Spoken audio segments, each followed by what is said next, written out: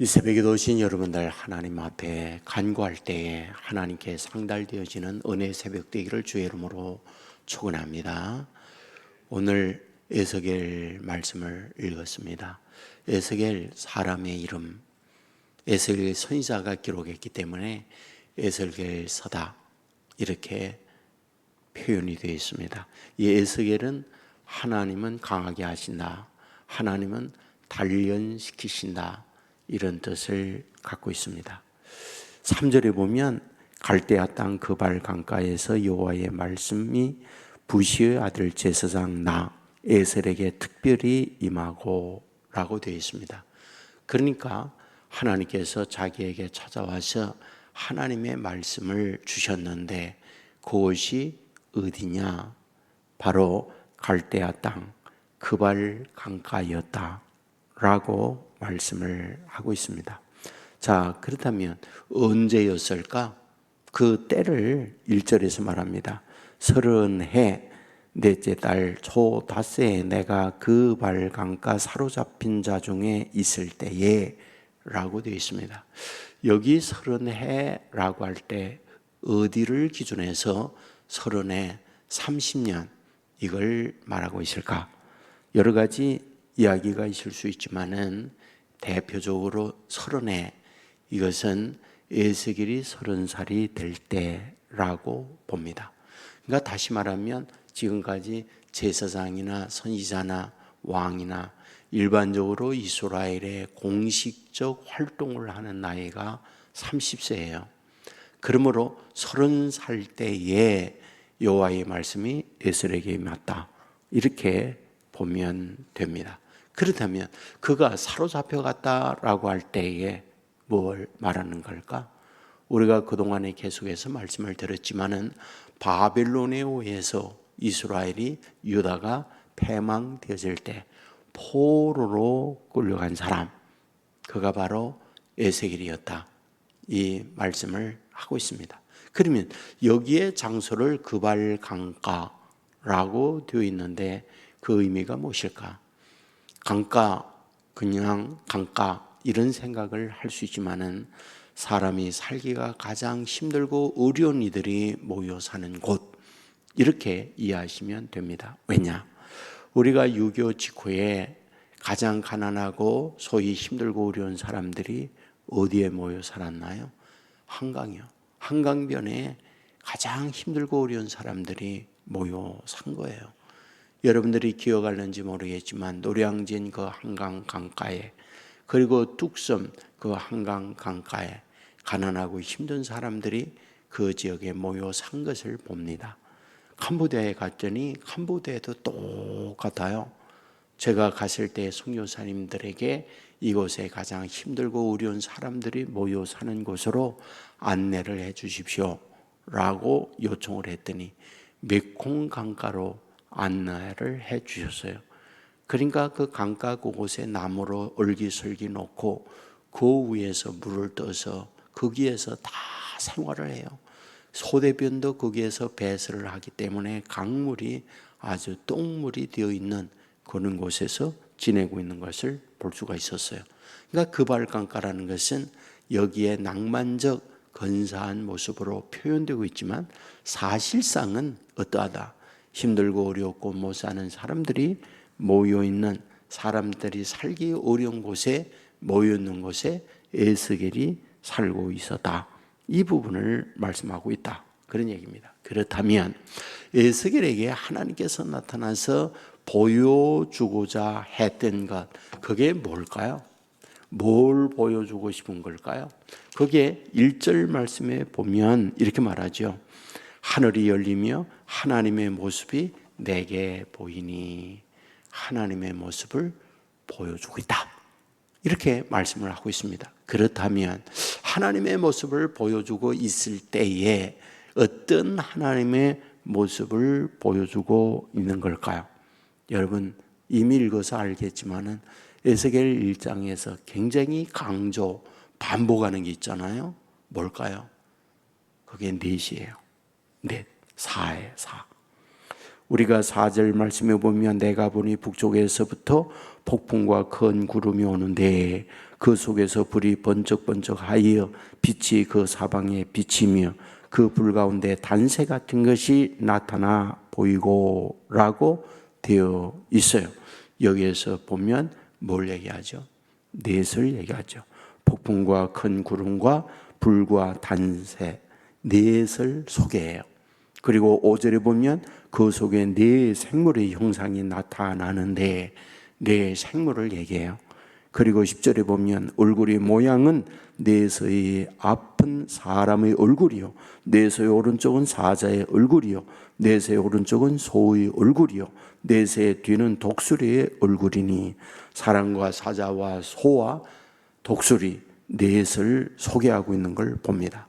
그리고 15절에 보면 내가 그 생물들을 보니 그 생물들 곁에 있는 땅 위에는 바퀴가 있는데 내 얼굴을 따라 내 바퀴가 또 동장하고 있다. 이것을 보게 됩니다.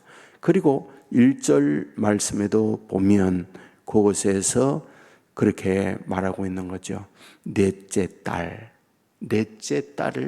말을 하고 있는 걸 봅니다. 그러니까 상당히 오늘 1장에서는 이 넷에 대하여 반복해서 말씀하고 있구나라는 것을 발견합니다. 그런데 우리가 1절에서 하나님께서 에셀에게 계시하고 자기를 이상 중에 보일 때 그 보여준 게 뭐다고요? 하나님을 보여주었다. 이렇게 말하는 거죠. 그러니까 지금 여기에서 나타나 있는 넷은 하나님을 보여주고 있다라는 거죠. 그러면 그 보여주고 있는 하나님이 어떠한 하나님일까라는 거예요. 우리가 1장 1절에서 에스겔에게 하나님이 이 보여주고 있는데 하나님을 나타내다, 하나님을 보여주다 이렇게 말씀하고 있는데 그 보여주고 있는 하나님의 모습이 넷으로 나타나 보여주고 있다. 이 말씀을 하고 있잖아요. 그런데 우리가 요한계시록에 보면 예수 그리스도를 보여주고 있는 것과 똑같아요. 요한계시록 4장 7절 말씀을 보면 그 첫째 생물은 사자 같고 그 둘째 생물은 송아지 같고 그 셋째 생물은 얼굴이 사람 같고 그 넷째 생물은 날아다니는 독수리 같은데 여기에 예수님을 이와 같이 표현하고 있는데 여기도 넷으로 똑같이 에스겔서에 나타나 있는 것과 동일하게 표현을 하고 있구나라는 걸 발견할 수 있어요. 또 우리가 잘 알고 있는 대로 예수님을 표현하기 위하여 기록된 말씀이 뭐요? 그게 복음서잖아요. 복음서가 믿게 넷으로 나타나 있잖아요. 마태, 마가, 누가, 요한. 여러분 예수님 한 분을 보면서 어떻게 보고 있다? 마태가 보는 예수님, 마가가, 누가가, 요한이 각각 보는 예수님을 넷으로 표현하고 있는 것이 사복음서다. 이 부분을 말씀하고 있다.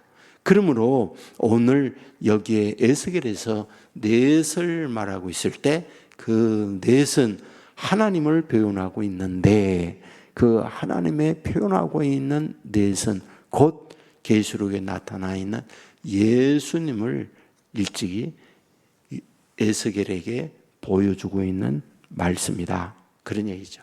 자, 이 시간에 이와 같이 에스겔이 사로잡혀서 그발 강가에 있을 때에 하나님을 이와 같이 표현을 하고 있어요.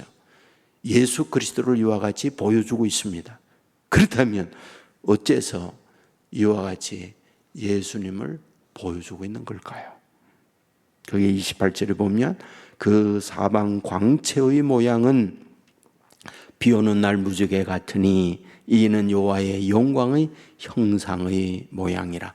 다시금 여호와의 형상의 모양을 앞부분에 말했던 것을 여기에서 결론적으로 마무리를 해요. 그렇다면 지금 예수 그리스도의 무지개라고 하는 것은 노아 홍수 때 홍수가 끝나고 보여준 하나님의 계시의 모습이었잖아요. 그거는 한마디로 말하면 희망이었던 거죠. 어디에서 사로잡혀가 그발 강가에 힘들고 어렵고 공고한 상황에 있는 그들에게 보여주고 있는 예수님의 모습이 무지개였고 넷의 모양으로 보여주었고, 그러므로 뭘 하려고? 내가 현재의 고통 가운데 그발 강가에 사로잡혀 있지만 내가 여전히 너를 바라보고 있다. 여전히 너희와 함께하고 있다. 그러므로 절망적 환경에서 뭐하라? 낙심하고 상황적 보여주고 있는 그 앞에 무너져 내리는 너의 인생이 아니라 내가 보여주는 이상, 내가 보여주는 그 미래에 대한 나에 대한 모습을 바라보고 오늘의 희망을 갖고 오늘의 그발강가에서 비참한 상황을 견뎌내라. 이것을 말씀하는 것이 1장의 내용이다. 이런 말이죠. 그러니까 얼마나 위로가 돼요. 그러니까 말씀이 우리에게 주어지는 건 굉장히 희망이에요. 소망이에요. 그러므로 오늘 이 말씀을 붙들면서 저와 여러분이 처해 있는 상황이 그발강가와 같은 상황에 놓여 있다 할지라도 우리에게 여호와의 영광의 형상을 보여주고, 그리고 비 오는 후에 무지개같이 우리 넷의 모습으로 우리 주님이 저와 여러분에게 보여주고 있다. 이 희망과 소망을 가지고 어떤 환경에 있든지 낙심이 아니라 미래에 우리를 향하여 바라보고 계시는 주님에 대한 희망을 가지고 오늘도 굳굳하게 현실을 이기고 승리해가는 저와 여러분의 삶이 될 수 있기를 주의 이름으로 축원합니다. 기도하겠습니다. 은혜로우신 아버지 하나님, 우리를 깨워주시고 오늘도 주님과 함께 하루를 시작하게 해주시니 감사합니다. 에스겔 1장의 말씀을 보았습니다. 주님께서 그발 강가에 있는 에셀에게 찾아와서 하나님의 이상을 보여주고 있는 말씀을 보게 됩니다. 힘들고 어렵고 사로잡힌 처참한 상황에 있을 때 하나님께서 예수 그리스도의 모습을 보여주면서 희망, 그리고 어려운 가운데의 미래를 바라보며 오늘을 견뎌내야 할 것을 계시적으로 보여주고 있는 말씀을 보았습니다.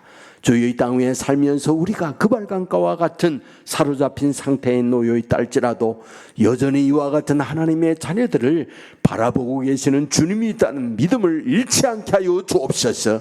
우리를 향하여 능력으로 찾아오셔서 희망을 주시고 그 어려움을 미래를 향하여 복되게 나아가는 발판이라는 걸 알고 오늘을 주님을 바라보며 견뎌낼 수 있는 아름다운 믿음의 사람들 삼아 주시옵소서.